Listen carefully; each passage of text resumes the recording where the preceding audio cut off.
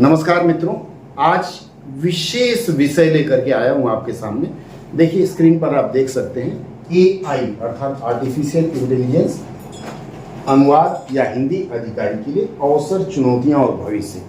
बहुत ज़बरदस्त जानकारी देने जा रहा हूं, अंत तक बने रहिएगा हमारे साथ। जब से चैट जीपीटी, जेमिनी एआई या इस तरह की एआई का प्रादुर्भाव हुआ है, अक्सर देखा जा रहा है, आप किसी भी कार्यालय में जाइए तो अनुवाद करने के लिए आपके पास ढेर सारा सामान भेज देते हैं और भेजने के बाद कहते हैं 5 मिनट में चाहिए, आधे घंटे में चाहिए। अक्सर मैंने मित्रों को देखा, मेरे साथ भी ऐसा कई बार अनुभव हुआ है कि 50 पेज की सामग्री आपके पास आ जाती है और वो तो थोड़ा लोग कहते हैं अरे चैट जीपीटी से करा लो ना। ज़्यादातर लोगों को चैट जीपीटी पता है। तो आज का जो सत्र है हम सीमित रखेंगे अनुवाद तक ही, आगे और भी विषयों पर चर्चा करेंगे क्रमशः। तो इसमें देखिए सबसे बड़ी बात है कि आपको क्या लगता है कि चैट जीपीटी के आने के बाद से जेमिनी एआई या जो भी आर्टिफिशियल इंटेलिजेंस आए हैं उनके आने के बाद से आपके कैरियर में कितना रुकाव, ठहराव या कितनी तेजी आई है? इस प्रश्न का जवाब आप हमें संदेश बॉक्स में देंगे। आगे हम बात करते हैं। देखिए वास्तव में चैट जीपीटी आ जाने से कई विभागों में, सरकारी विभागों में आपको पता है कि यह संवैधानिक दायित्व है कि एक अनुवाद अधिकारी, यदि आपके यहाँ 100 कार्मिक हैं तो 100 से अधिक हैं तो एक सीनियर, और अगर कुछ एक परिमाण है 200 या 250 तो एक हिंदी अधिकारी, एक सीनियर और एक जूनियर अनुवाद अधिकारी रखना आवश्यक है।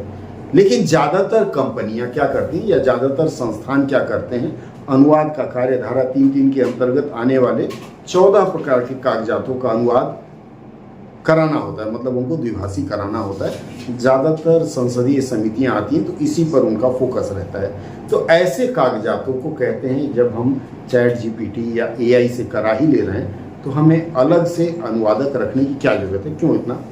वाकई भारत सरकार कहती है ऑस्टेरिटी मेजर अर्थात मितव्ययिता का आप प्रयास करें ताकि कम से कम खर्च हो, तो कम से कम एक पद का वेतन और उनकी सुविधाएं नहीं देनी पड़ेगी।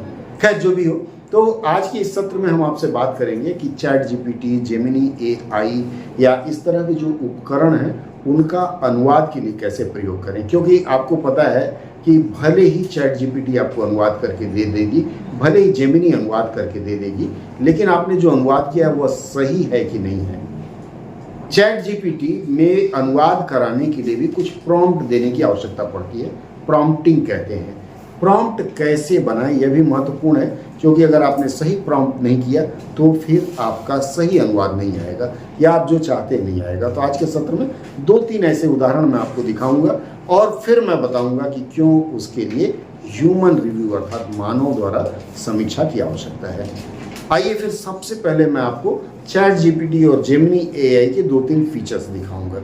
सबसे पहले तो यह जान लें आर्टिफिशियल इंटेलिजेंस हमें सरकारी कामकाज में कैसे मदद करेगा। देखिए आप हमारे पीछे जो चार्ट है उस पर आप देख सकते हैं कि आर्टिफिशियल इंटेलिजेंस का 3 मॉड्यूल हैं जो हमारे लिए सहायक होंगे। पहला मॉड्यूल क्या है कि एआई और जनरेटिव एआई की मूल अवधारणाएं जो आपके काम आएंगी। इसमें क्या होता है, मशीन लर्निंग होता है जनरेटिव एआई के माध्यम से, फिर नेचुरल लैंग्वेज प्रोसेसिंग करके को पायलट वगैरह इसके ताज़ा उदाहरण है।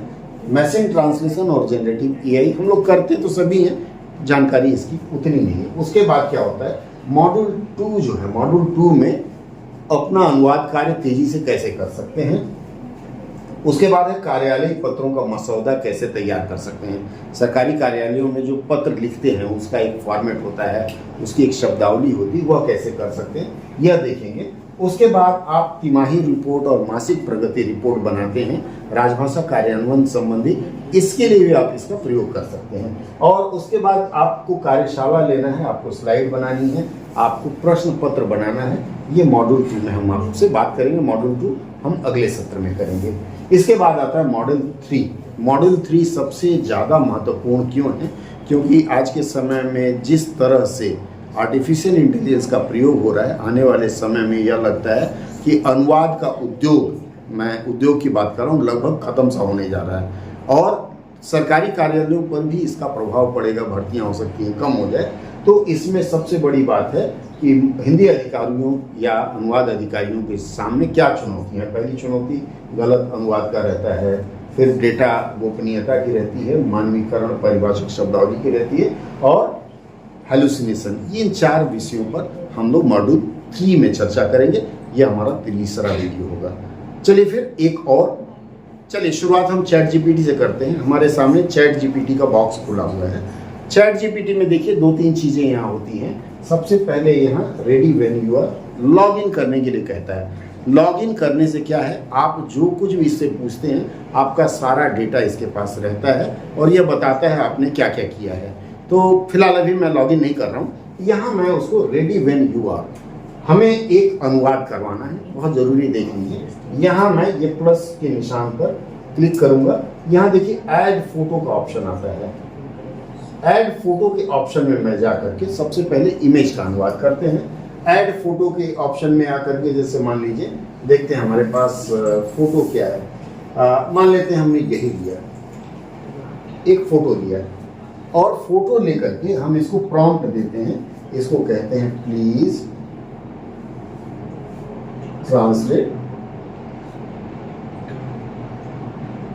Translate into Hindi language. ये हमने इसको प्रॉम्प्ट दिया, आप देख सकते हैं मैंने यहाँ लिखा है please translate into Hindi language. ये मैंने अपना एक इमेज डाला और यह मैंने क्लिक किया।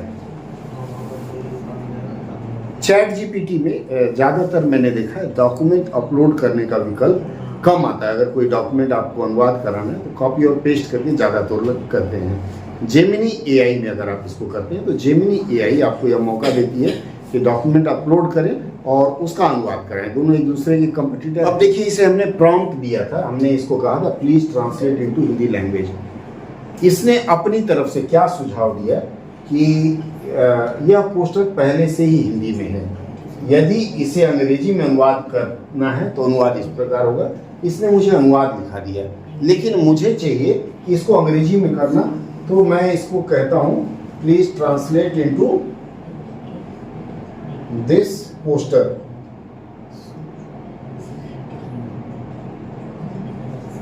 Please translate this poster into English. अभी आपने देखा कि मैंने इसको प्रॉम्प्ट गलत दिया था, इस कारण से इसने सही अनुवाद नहीं किया, या कह लीजिए इमेज का अनुवाद नहीं किया। यहाँ फिर से देखिए एआई ट्रांसलेशन। अब जब तक मैं इसको सही प्रॉम्प्ट नहीं दूंगा तब तक ये मेरे लिए सही अनुवाद करके नहीं देगा।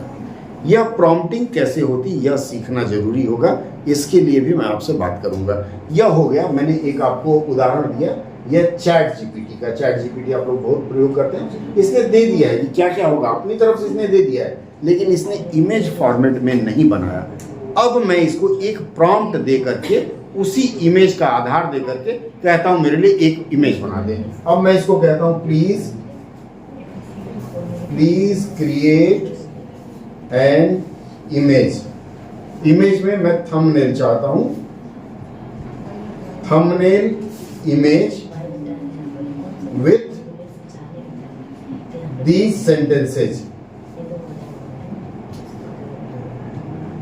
मैंने दिया और इसको मैंने कह दिया use my image also, use my image also. देखते हैं इस बार यह करता है क्या है। इसलिए आपको प्रॉम्प्ट देना सीखना जरूरी होगा, नहीं तो आपके पास टूल है आप उसका प्रयोग नहीं कर पाएंगे ढंग से। अब इसमें एक और गलती है, ये क्या होता है, ये कुछ हद तक देगा फिर बोलेगा पैसा दो। फ्री वर्जन आपको लिमिटेड एक्सेस देता है। अब ये देखिए यह हमारा जो हमने दिया था उसको देखिए कैसे बनाता है। अब देखिए कितना जबरदस्त इसने बनाया है। कुछ हो सकता है गलती हो। ये मेरा इमेज है AIN translation / Hindi officers, opportunities challenges and future prospects. ये जो चीज़ें मैंने लिखा था language specialist trainer official language expert, इसने बता दिया।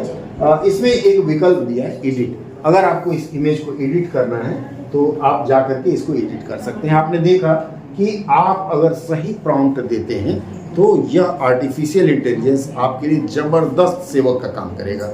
अब मैं आपको गूगल जेमिनी AI भी दिखाता हूँ, आइए उसका भी आनंद लेते हैं। यह मैं गया जेमिनी। गूगल अगर इस्तेमाल करना है ध्यान रखिएगा, माइक्रोसॉफ्ट का है तो माइक्रोसॉफ्ट में जाएं, और अगर गूगल इस्तेमाल करना है तो आप गूगल वाले में जाएं। अब मैं मैंने ये गूगल का खोला है। गूगल में मैं यहाँ जेमिनी खोलता हूँ।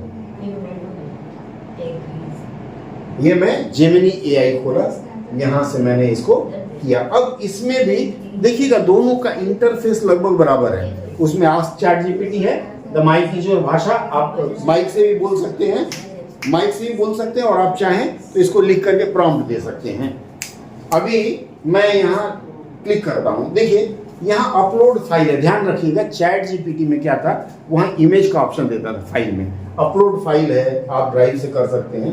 मोर अपलोड में आप जाते हैं तो यहाँ नोटबुक से दे सकते हैं, कोड भी अपलोड कर सकते हैं। यहाँ क्रिएट इमेज है, क्रिएट वीडियो, इस पर मैं बाद में जाऊँगा। मैं सबसे पहले एक फाइल अपलोड करता हूँ। अब देखिए मेरे डेस्कटॉप पे अगर कोई फाइल है, मैं डाउनलोड्स में जाता हूँ, मेरे पास ये अन्नपूर्णा योजना का डाटा कलेक्शन फॉर्म है।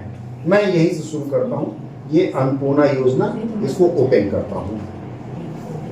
मुझे ध्यान नहीं कि ये फॉर्म इंग्लिश में या हिंदी में, मैं इसको करता हूँ डिटेक्ट द लैंग्वेज, और उसके बाद इसको अनुवाद करने के लिए कहूँगा। मैं इसको प्रॉम्प्ट देता हूँ,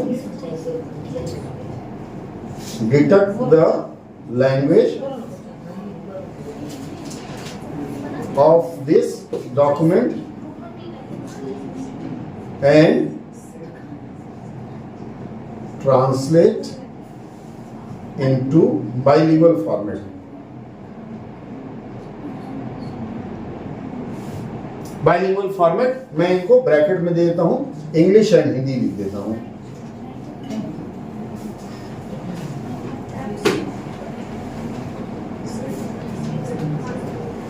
मैंने इसको प्रॉम्प्ट दिया।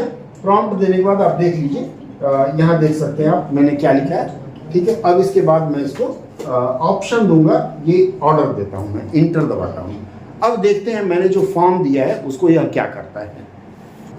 अब यहाँ देखिए इसने डिटेक्ट कर लिया, the document is written in Hindi using Devanagari script. क्या है ये इसने बता दिया। अब बाइलिंगुअल ट्रांसलेशन इसने कर दिया, लेकिन मुझे इस रूप में नहीं चाहिए।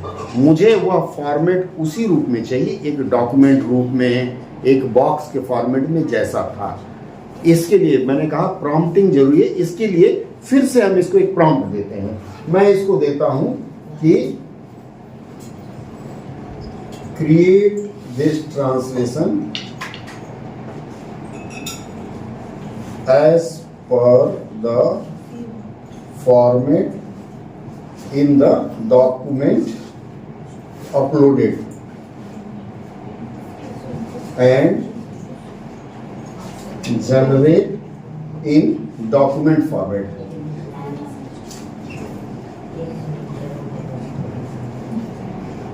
मैंने इसको कहा कि आप एडिटेबल डॉक्यूमेंट फॉर्मेट में दीजिए। अभी ये पढ़ने की कोशिश कर रहा है, पढ़ लेता है तो मैं इसको क्लिक करूंगा और फिर इससे कहूंगा हमें उसी रूप में। अभी ये इसको जनरेट कर रहा है, जो मैंने इतना दिया था अभी जनरेट करने में लगा हुआ है। यह खत्म होता है तो दूसरा ऑर्डर देते हैं। अब देखते हैं इसमें कैसे करता है। अच्छा, इसमें एक चीज़ देखिएगा, इसमें जब भी आप कुछ डालते हैं इसमें 3 विकल्प देता है। 3.5 फ्लैश ऑल राउंड हेल्प, ये सारा करेगा। 3.5 थिंकिंग सॉल्व कॉम्प्लेक्स प्रॉब्लम, कोई कॉम्प्लेक्स समस्या दे लीजिए। और pro advance maths and coding, आप यह भी इससे करा सकते हैं। अब आप देखिए मैंने इसको जो पहला दिया था प्रॉम्प्ट, अभी ये उसी के अनुवाद में लगा हुआ है। अभी हुआ नहीं, धीरे धीरे कर रहा है। पूरा का पूरा इसने 12 पेज का जो दस्तावेज है उसका टेक्स्ट कर दिया है। अब मान लीजिए आपको यहाँ से इस टेक्स्ट को कॉपी करके कहीं डॉक्यूमेंट में सेव करना है तो अभी बड़ा कठिन लगेगा। यहाँ बाद में नीचे कॉपी का एक ऑप्शन आता है, या फिर आप इस पर रख करके सिलेक्ट ऑल करके आप कॉपी एंड पेस्ट कर सकते हैं अगर कंप्यूटर पर है तो। अभी देखिए इसको मैं प्रॉम्प्ट देता हूँ। मैंने इसको बोल दिया कि create this translation as per the format in the document. Spelling गलत भी लिखा तो ये पढ़ लेगा। अब ये देखिए यहाँ एनालाइज कर रहा है। अब ये पूरे डॉक्यूमेंट का इसने ट्रांसलेशन बना दिया देखिए। और ये जो ट्रांसलेशन इसने बनाया है ये देखिए किस फॉर्मेट में है। यहाँ जो इसने फॉर्मेट दिया है आप एक तो कॉपी करके निकाल सकते हैं या फिर यहाँ डाउनलोड का ऑप्शन है, आप डाउनलोड कर लीजिए। इसके लिए सही प्रॉम्प्ट क्या होगा यह हमारे लिए सीखने की बात होगी। तो फिर हिंदी अधिकारी, अनुवाद अधिकारी के रूप में आप ये जो 2 हैं और भी हैं उन पर चर्चा करूंगा। चैट जीपीटी और जेमिनी एआई को आप अपने अनुवाद के लिए या सरकारी कार्यालय में कार्य के लिए कैसे प्रयोग कर सकते हैं, इसके लिए मैंने एक छोटा सा तरीका बताया, लेकिन दो चीज़ मैंने नहीं बताया। मैंने प्रॉम्प्टिंग आपको नहीं बताया, कैसा प्रॉम्प्ट देंगे तो इच्छित विवरण आएगा। दूसरा, इनका सदुपयोग करते हुए हम सही अनुवाद के बाद आपको समीक्षा करनी पड़ती है, तो सही अनुवाद कैसे करते हैं उसका एक छोटा सा उदाहरण हम आपको फिर दिखाते हैं। अब देखिए, मैंने इसको एक और चीज़ दिया। मैंने राजभाषा के वेबसाइट से लेकर के मैंने सिर्फ इसको एक लाइन दिया, केंद्रीय सचिवालय राजभाषा संवर्ग के कनिष्ठ अनुवाद अधिकारियों की अनंतिम वरीयता सूची के संबंध में, यह सिर्फ पेस्ट किया। मैंने इससे कुछ भी नहीं पूछा, लेकिन ये अपनी तरफ से देखिए सब बता गया है। अनंतिम वरीयता सूची के संबंध में आधिकारिक सूचनाएं कहाँ से आती है, जानना चाहते हैं तो प्रमुख बिंदु इसमें दे दिया क्या क्या है। उसके बाद सूची की जांच और डाउनलोड कैसे करें, कहाँ से खोजें, यह सब दे दिया है। लेकिन मुझे इसका अंग्रेजी में अनुवाद कराना है, तो मैं इससे कहूँगा कि प्लीज ट्रांसलेट इनटू हिंदी, और इसके बाद मैं यहाँ पेस्ट कर देता हूँ। ये हिंदी हो गया है। ये देखिए, मैंने यहाँ लिख करके पेस्ट किया और इसको मैंने, ये गूगल जेमिनी एआई से मैं बात कर रहा हूँ। अभी देखिए, यह धीरे धीरे हमारे दिए हुए वाक्यांश का अनुवाद करेगा। आपके पास एक विकल्प रहता है कि ये जो अनुवाद करके देता है वो सही है कि नहीं, उसकी जांच करें। अब ये देखिए,